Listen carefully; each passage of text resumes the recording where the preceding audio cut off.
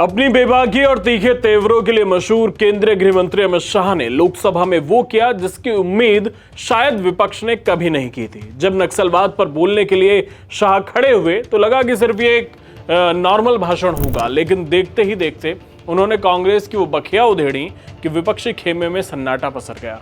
छत्तीसगढ़ की तत्कालीन भूपेश बघेल सरकार का काला चिट्ठा जब देश के सामने रखा गया तो सामने बैठे कांग्रेसी सांसद बिलबिला उठे।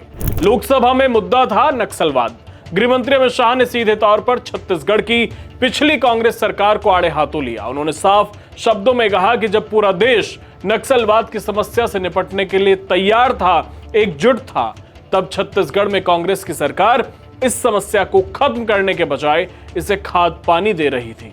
शाह ने जब पूर्व मुख्यमंत्री भूपेश बघेल का नाम लिया तो सदन में हंगामा शुरू हो गया। अमित शाह ने कहा कि भूपेश बघेल से पूछो और कहो तो मैं प्रूफ भी दे दूंगा। जब अमित शाह ने सबूत देने की बात कही तो कांग्रेस के सांसदों के चेहरे देखने लायक थे। देर क्यों लगी? क्योंकि बीच में छत्तीसगढ़ में कांग्रेस की सरकार थी। मैं आज रिकॉर्ड पर एक कहना चाहता हूं, बिहार 24 के पहले नक्सल मुक्त हो चुका था। महाराष्ट्र एक तहसील छोड़कर 24 के पहले नक्सल मुक्त हो। ओडिशा 24 के पहले नक्सल मुक्त हो चुका था। झारखंड एक जिला छोड़कर 24 के पहले नक्सल मुक्त हो चुका था। सिर्फ छत्तीसगढ़ नहीं हुआ था क्योंकि वहां कांग्रेस की सरकार थी। मुझे कहने में कोई संकोच नहीं है क्योंकि सत्य बोलते हुए कहीं पर कोई भी स्थान का विचार नहीं करना चाहिए। सत्य बोलने के लिए ही होता है। छत्तीसगढ़ कांग्रेस की सरकार ने नक्सलवादियों को बचा कर रखा था। और मान्यवर यहां दूसरी तारीख आती है 24 अगस्त 2024। 2024 की शुरुआत में हाँ एलिगेशन ही है, एलिगेशन है, हाँ एलिगेशन समर्थन करना है।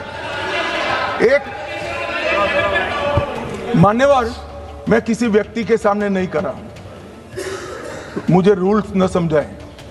और व्यक्ति के सामने करना है तो भूपेश बघेल को पूछो, प्रूफ रजू करूं क्या यहां पर? हाँ बोले तो बोलो वरना फंस जाओगे।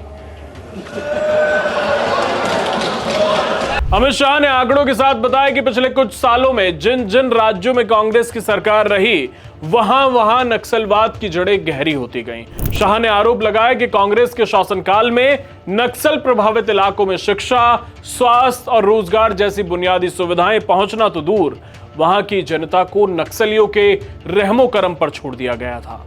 अमित शाह ने डेडलाइन से एक दिन पहले यानी 30 मार्च को संसद से नक्सल मुक्त भारत का ऐलान कर दिया। उन्होंने साफ किया कि अब भारत के नक्शे पर नक्सलवाद के लिए कोई जगह नहीं है। उन्होंने पैरामिलिट्री फोर्सेस और पुलिस के जवानों का धन्यवाद किया, लेकिन साथ ही ये याद दिलाना वो नहीं भूले कि ये काम बहुत पहले हो सकता था अगर कांग्रेस ने सहयोग किया होता। अमित शाह ने बताया कि 2024 की शुरुआत तक देश के लगभग सभी राज्यों से नक्सलवाद का सफाया हो चुका था, लेकिन छत्तीसगढ़ में कांग्रेस के राज के दौरान इसे खत्म करने के लिए कोई ठोस कदम नहीं उठाए गए। अब सवाल ये उठता है कि आखिर कांग्रेस की मंशा क्या है? कश्मीर में चरमपंथियों के साथ खड़े दिखना, वन क्षेत्रों में नक्सलियों का मौन समर्थन करना और देश में सत्ता पाने के लिए किसी भी हद तक जाना, क्या यही कांग्रेस की वर्किंग स्टाइल है? कश्मीर से लेकर बस्तर तक कांग्रेस की भूमिका हमेशा संदेह के घेरे में रही है। अमित शाह के इस भाषण ने न केवल संसद में बल्कि पूरे देश में एक हलचल मचा दी है। लोगों के मन में अब कांग्रेस को लेकर गहरा संदेह पैदा हो गया है। क्या एक राजनीतिक पार्टी सत्ता के लिए देश की आंतरिक सुरक्षा के साथ समझौता कर सकती है? हमें कमेंट बॉक्स में जरूर बताइए। धन्यवाद।